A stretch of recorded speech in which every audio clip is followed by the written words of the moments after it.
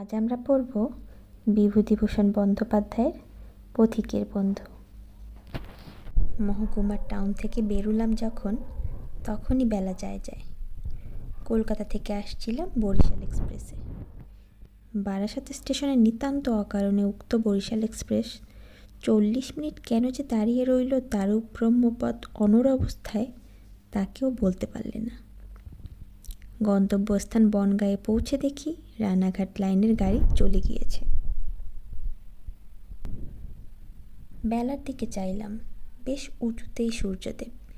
লিচুতলা ক্লাবে খানিকটা বসে আড্ডা দিয়ে চা খেয়ে ধীরে সুস্থে হেঁটে গেলেও এই 5 মাইল পথ সন্ধ্যার আগেই অতিক্রম করতে পারা কঠিন হবে না।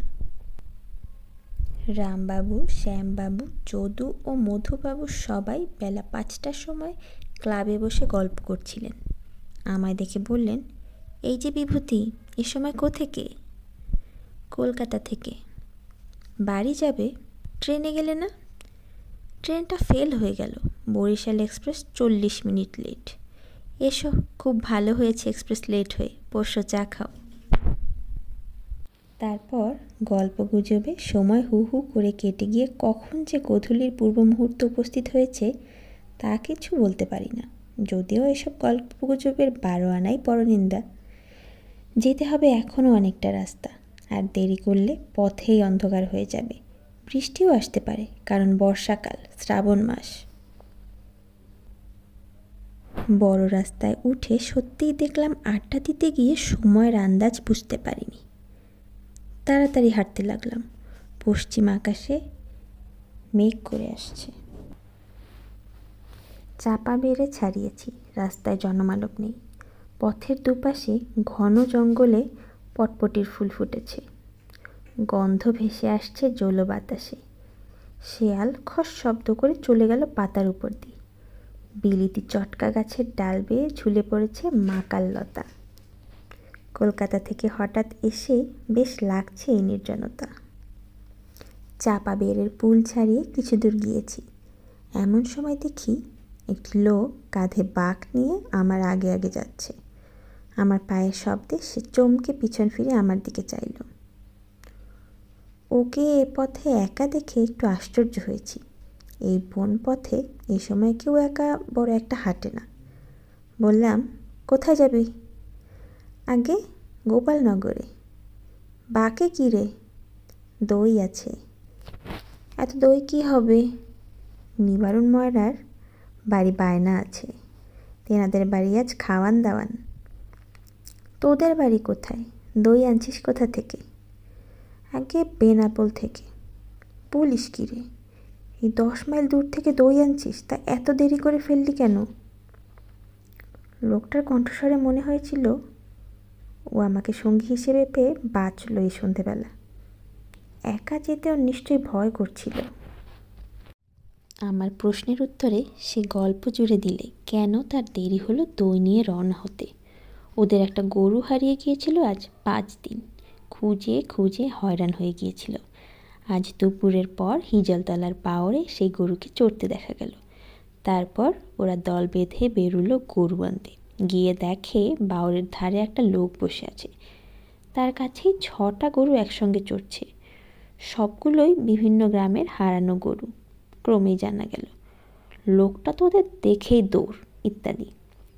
এইবার বেশ সন্ধে হয়ে এসেছে। বাঁশ আমবনের ভেতরে ভেতরে ঘুলি ঘুলি অন্ধকার। সামনে একখানা কাঠ উঁচু চটকা গাছের মাথা থেকে ভেঙে পড়তেই ও চমকে উঠে বলল, ও কি? আমি হাসি চেপে বললাম, চটকা গাছের ডাল। লোকটা আশ্বস্ত হয়ে বলল, ও, তোমার নাম কি? নিধিরাম। বাড়ি? কটক জেলা। সত্যি, তুমি তো বেশ বাঙালির মতো কথাবার্তা বলছো। তা হবে না বাবু, বেনাপোলের কাছে কাসুন্দিয়াতে আমার 15 বছর কেটে গেল। ওখানে আমার গরুর বাথান, 20টা গাই গরু, 15-16টা বকনা বাছুর, মস্ত বাথান। রোজ 8 মণ দুধ হয়। এরে বাছুর আমরা রাখিনি, শুধু বকনা বাছুর রেখে দেই। এরে বাছুর বিক্রি করে ফেলি বাবু। লোকটা একটু বেশি বকে। আমাকে পেয়ে ওর বকুনিরা থামতে চায় না। একা যাচ্ছিল, আমায় পেয়ে ও ভারী খুশি হয়েছে, ভরসা পেয়েছে এই সন্ধেবেলা। বললে, বৃষ্টি আর হলো না বাবু, কি বলেন? সেরকমই তো দেখছি। এবার বড় 2 বছর। আমন ধানের রোয়া হলো কই? বীজ পোতা ছিল 2 কাঠা ভুঁই, সে বীজ লালচে হয়ে আসছে। ওই দেখুন কেমন মেঘ করে আসছিল, আবার ফর্সা হয়ে এলো। এবার আমাদের এদিকে খুব কম বৃষ্টি হয়েছে। আমন ধানের রোয়া হয়নি, চাষামহলে হাহাকার পড়ে গিয়েছে। ধানের দর ছিল 4 টাকা মণ, এখন উঠেছে 60 টাকা মণ। গরিব দুঃখী লোকেরা এর মধ্যে উপোস শুরু করে দিয়েছে। আমায় আবার বললে, গরুগুলো অনেক কষ্ট করে মানুষ করা, এবার বিচুলি অভাবে মারা পড়বে বাবু। কাঁচা ঘাস কেটে খাওয়াবে? বর্ষাকালে কোন গরু বিচুলি খায়? সবই কাঁচা ঘাস খেয়ে বাঁচে। বেতনা নদীর ধারে আগে কত কাঁচা ঘাস পাওয়া যেত, এখন সব আটি বেঁধে এনে বনগাঁ শহরে বিক্রি করে। শহুরে বাবুরা 4 আনা 14 পয়সা 1 আটি কিনছে। আমাদের গরুর ঘাস নিয়েই মুশকিল। ওটা কি বাবু? এইবার লোকটা চমকে উঠে যেন আমার গা ঘেঁষে এসে থমকে দাঁড়ালো। আমি বললাম, কই কি? ওই যে সাদা মতো। চেয়ে দেখলাম কিছুই না, মাকাল লতার মোটা সাদা লতা গাছের ডাল থেকে ঝুলে দুলছে অন্ধকারে। লোকটা দেখছি বিষম ভীত। হঠাৎ আমার মনে একটা দুষ্টু বুদ্ধি জাগলো। আমায় বললে, বাবু আপনি কোথায় যাবেন? আমি একটু এগিয়ে ডান দিকের রাস্তায় নেমে যাব, ওখানেই আমার গা। গোপালনগর এখন কত দূর আছে? তা 1.5 মাইল। পথে কোনো ভয় টয় নেই তো? আমি জোরে ঘাড় নেড়ে বললাম, না ভয় কিসের, এই অঞ্চলে বাঘটাক নেই, বুনো শুয়োরও নেই। সে বললে, আমি বাঘের কথা বলিনি বাবু, বলি এই সন্ধেবেলা আবার নাম করতে নেই সেই তাদের, ও ভূত প্রেতের।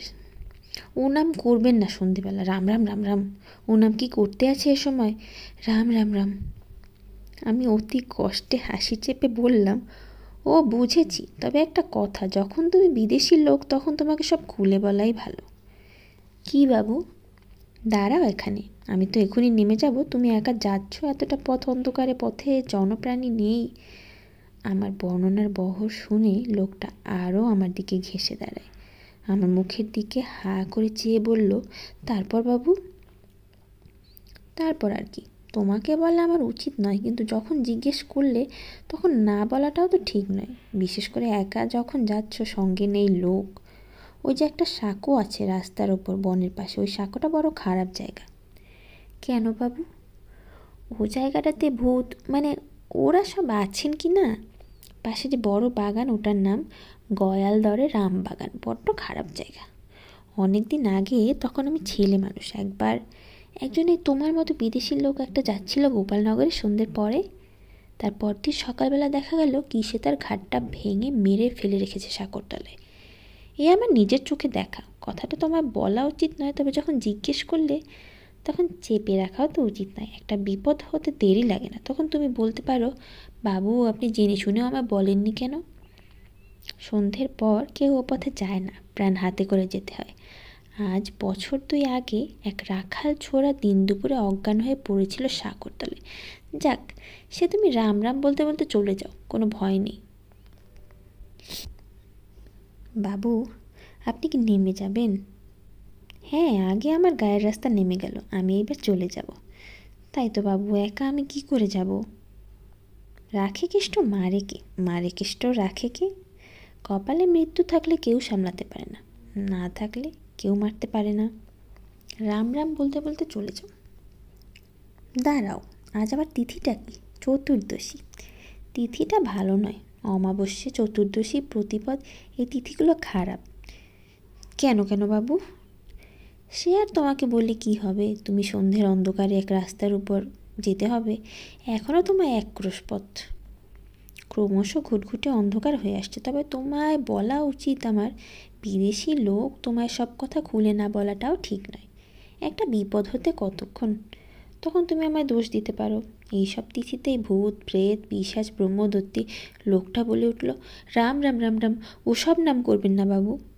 মানে ওরা সব বার হয়ে থাকেন কি না? তাই নাকি? তবে তো আবার কি জানো, এই চতুর্দশী তিথিতে গলায় দড়ি দিয়ে অপমৃত্যু ঘটেছে এমন ভূতেরা বার হয়। আমি একবার বড় বিপদে পড়েছিলুম।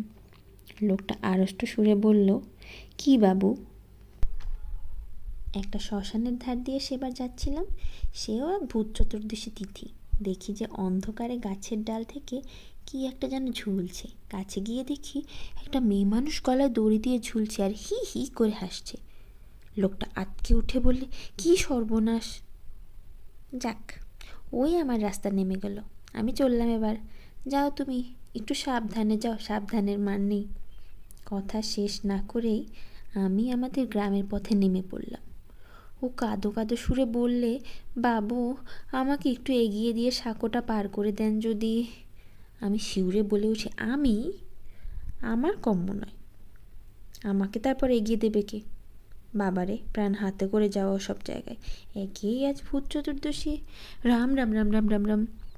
তুমি চলে যাও একটু জোর পায়ে, আবার রাস্তাও তো কম নয়, তোমাকে যেতেও হবে 1 মাইল 1.5 মাইল রাস্তা, আর এই অন্ধকার। আচ্ছা চলি, তুমি বিদেশি লোক, জিজ্ঞেস করলে তাই এত কথা বলা, নইলে কি দরকার? আমি রাস্তায় নেমে কয়েক পা মাত্র এগিয়েছি, লোকটা দেখি ডাকছে, বাবু বাবু একটা কথা শুনুন ও বাবু।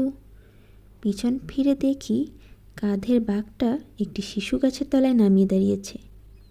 বললাম, কি? ওইগুলো নিয়ে আমি এখন কি করি বাবু? কি আর করবে, বায়না রয়েছে 1 মুঠো টাকা দিয়ে এসো। রাত হয়ে গিয়েছে, ওদের খাওয়ানো দাওয়ানোর সময় হলো। রাম বলে এগিয়ে পড়ো, সাবধানে যেও। আর কোনো কথা না বলে আমি হনহন করে হাঁটতে আরম্ভ করলাম। ও শুনলাম আবার ডাকছে, ও বাবু ও বাবু, শুনে যান একটা কথা বাবু। দূর থেকে ওর গলার সুরটা যেন আর্তনাদের মতো শোনাচ্ছিল।